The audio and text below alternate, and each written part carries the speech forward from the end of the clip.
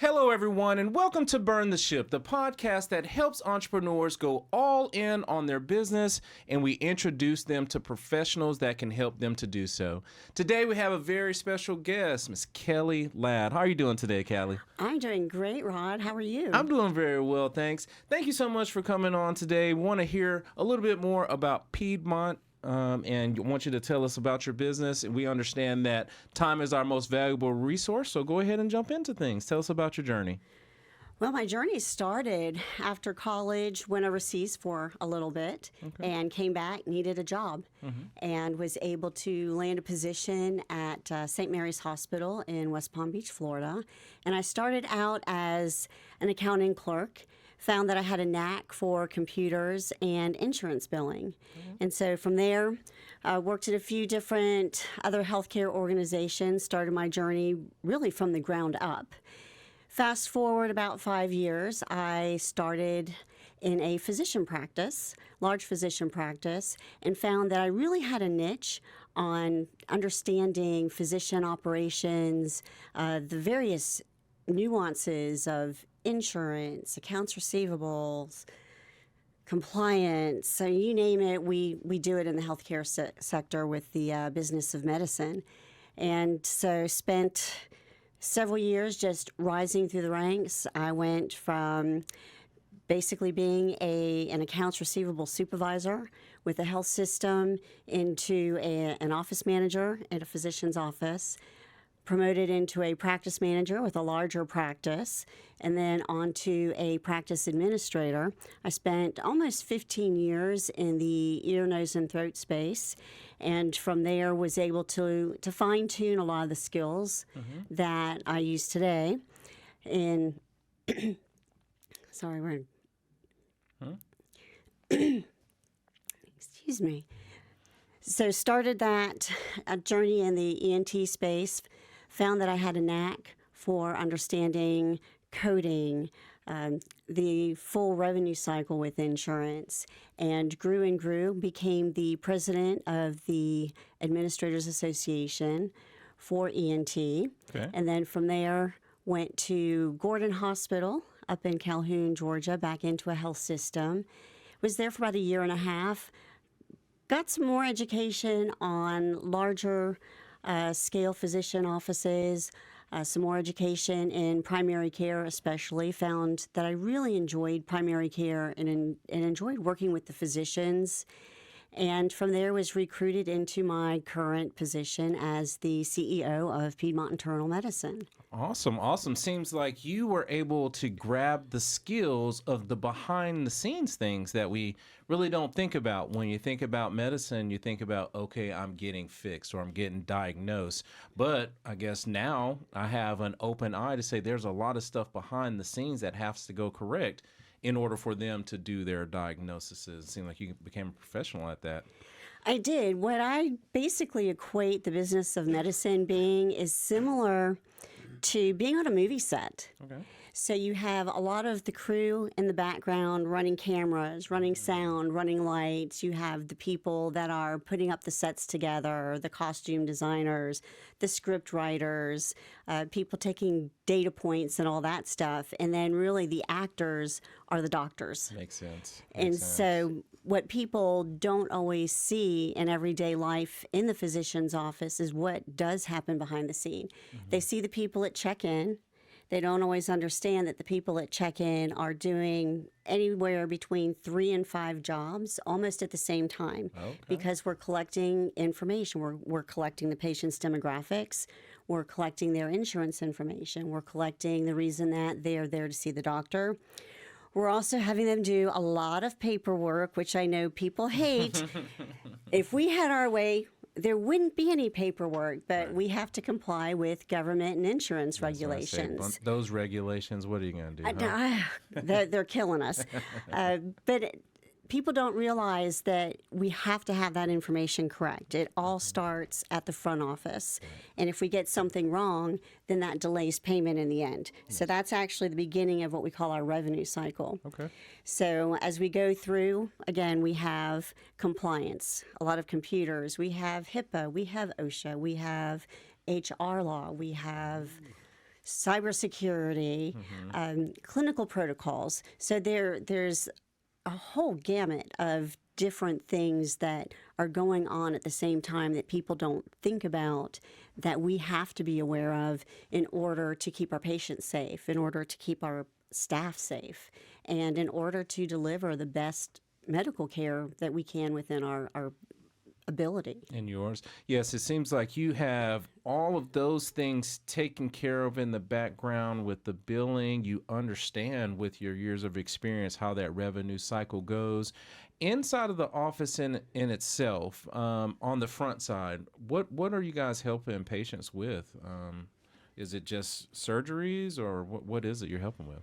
So in our primary care industry, we are adult internal medicine, and our main focus is wellness. Okay. So our practice is a little bit unique in that anyone over the age of 40, we require them to have an annual physical exam. Okay.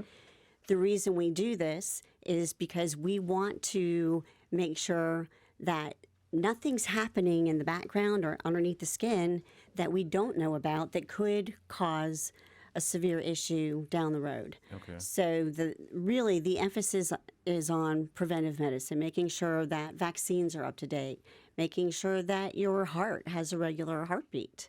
Your pulse is going the way that it should go. Everything from head to toe is what we're responsible for. So that's one facet of doing our best to try to keep our patients as healthy as possible. The other part is disease mitigation. So we have a lot of patients that may develop chronic care illnesses as they age, especially hypertension, diabetes. Some patients, unfortunately, if they were past smokers, could develop, lung issues, COPD, and things such as that nature. So we want to follow that patient at regular intervals throughout the year in the office, as well as remotely out of the office, to make sure that either their disease progression isn't going further, or if they're having a problem, we can find it quickly and do what we need to do to hopefully get it taken care of before it becomes a problem. Yes, makes a lot of sense. Now, what you were saying, you said in the office, and then you also said out of the office, with it being a little bit more prominent with the telemed. Is it where you just have to have clients here in the Atlanta area, or can you help clients all over the country? Well, licensure has a lot to do with that. Okay. So we have to be licensed in Georgia to treat a Georgia resident. Now, if we have a Georgia resident that goes on vacation, so they decide they want to go skiing in Colorado, and they call the office and they're having a problem, we can actually treat them from Georgia because they live in Georgia and we're licensed in Georgia. Okay. So the telemed is one part of that equation. What we implemented into our office right around the time COVID hit is called remote patient monitoring. So patients that, for example, have hypertension, we actually will outfit them with a blood pressure cuff, and we put in the range, their safe range, into a computer. That blood pressure cuff, when the patient puts it on, has Bluetooth technology and will transmit the readings into a secure cellular device.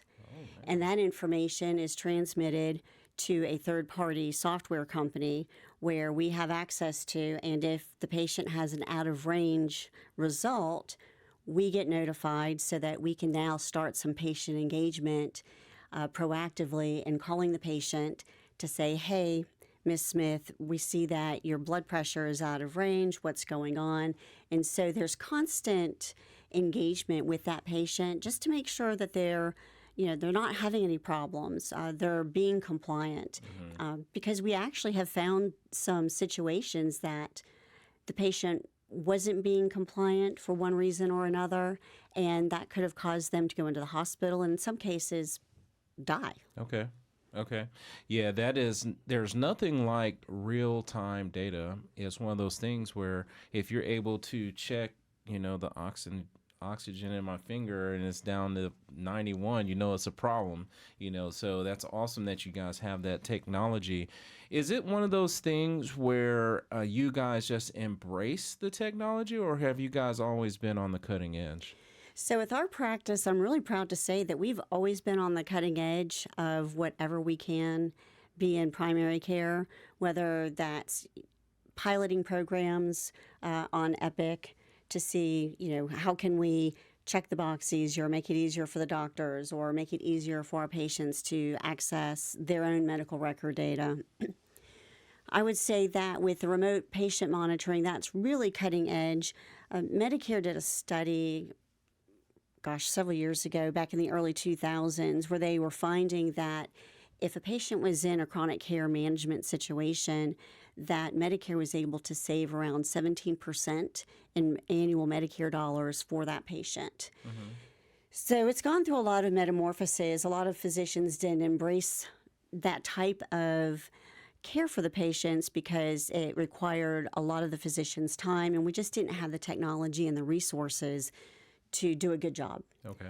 Fast forward to right before the pandemic hit, technology started coming about as far as remote patient monitoring and being able to outfit a patient with remote equipment and being able to monitor that basically 24/7. Mm-hmm. And then it was fully embraced by, advocates of technology and Medicare only within the past 4 to 5 years. Okay. In fact, Medicare made significant changes to chronic care management only 2 years ago. Mm-hmm. And what we're finding is that, again, if you can mitigate disease progression, you keep the patient out of the hospital, you keep them healthy, and hopefully keep them around a lot longer so that they can enjoy their retirement, enjoy their grandkids. Yes. It seems like you guys have the ultimate focus on wellness and making sure that the system is working properly and trying to keep everyone well to avoid some of those major things, the diseases and cancers and things like that. I know you talked about you require 40-year-olds to have the annual physical. What age range do you actually take care of? Where do you start? Our patients start at the age of 18, okay, and we follow them and until the end. Okay. So it's a lifetime. Yeah, that's a good deal. I always want everyone that is listening today to have an idea of what it is that you do and who is an ideal referral for you, because we want to make sure that these people are coming to see you guys and making sure they're on a great wellness plan. Now, for ourselves at the MP Group, we help with credit card processing, and we have referral partners because we do a lot of networking. Who would you say is a great referral partner to send you over those patients? Oh, goodness. Anyone in the community is a great referral partner. We use our CPA firm, which is CRI, and they send patients over. Insurance people, we find that a lot of people find us really word of mouth and through the community. Okay. And I think that's because we're involved in a lot of community wellness type things. We participate in cancer walks, and we like to give back to the community. We have a lot of our staff will take time to volunteer at food banks.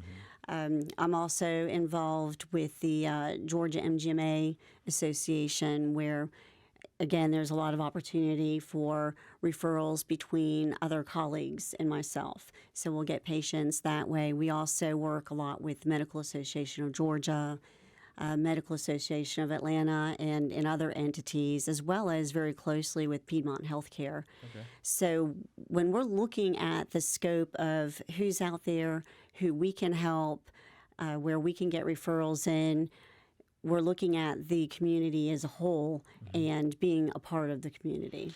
I definitely appreciate you sharing the framework of what it is that you're doing. Giving me a clear picture of what your ideal patient looks like and how you're going to go about helping them, and just your journey in itself. And over this journey, I'm very confident that you have acquired and nurtured some different skills that we just need to be aware of. Do you mind sharing with us one or two of those skills so the entrepreneurs that are watching today can add that to their bag? Sure. I think one of the most important things that I'd like to really share is I feel like I'm kind of a dying breed because of all the big health systems and just the structure of the administrative part of the business of medicine. People tend to be very siloed, whereas growing up in this field, I have had to be an expert in information systems, in compliance, government law, state law, how the revenue cycle works from the very beginning of patient registration all the way until the bill is paid. I have to understand contracts. I have to really understand human resources because there's a lot of laws out there that, once somebody says something stupid in the office and next thing you know, the EEOC is knocking at your door. Yes, So yes. you want to be careful. Facilities management. I actually designed the space that we're in right now along with another doctor because you have to look at patient flow. You don't want bottlenecks. That's right. You have to understand scheduling and how that impacts both the patient and the physician. The world is always, criticizing physicians for running behind. What people don't realize is that we're trying to maximize our time management as much as possible, but we're all human beings. And so you can't cookie cut a schedule. That's right. So That's one right. patient may only need 5 minutes, maybe a short and sweet, simple visit, but then the patient after that may be getting a cancer diagnosis or one of the tests that we're reviewing with them may reveal that there's really something bad going on. And, yes, we scheduled 15 minutes for that patient, but that patient needs 30 minutes. So, maybe people giving us doctors' offices a little bit of grace if we're running a little bit behind would be really appreciated. Yes, that makes a lot of sense. I never really thought about it. I thought about, hey, my appointment is at this particular time, but it is not always just going to be ABC because there have been times that I've had other things that I need to talk with the doctor about, and it may have extended past whatever we had in mind. So everyone watching today, next time you go to the doctor's office, give them some patience. Give them some patience. just let them be. And with all of those skills and your journey, we definitely appreciate you sharing all those things. But in this particular segment, I just want to ask a little bit more about Kelly. So let's just say that, which seems like you already have, your business moving in a fine-tuned situation. And let's just say you could take a step back. What is it that Kelly would do with her time if she had a little bit more time? On the business side or the personal side? No, your normal side, because with the entrepreneurs that are watching, we want them to understand it is important to be diligent on your business, but we want those business goals to align with my personal goals. So a little bit more on that personal side. What would you do with your time if you had a little bit more of it? Well, I do like paranormal investigations. Okay. Now I can tell you that is a unique answer with that. So I'll dive into it just a little bit. Now with that, how did that come about? How did that happen? I've always been interested in paranormal. And so a few years ago, I saw an ad on Facebook to join a team and applied and was accepted onto that team. And now I go on investigations. And it's a lot of fun. It's very interesting because you're trying to balance science and trying to find a natural cause because a lot of times families are very scared. And sometimes we do find that it's really a natural cause. Right.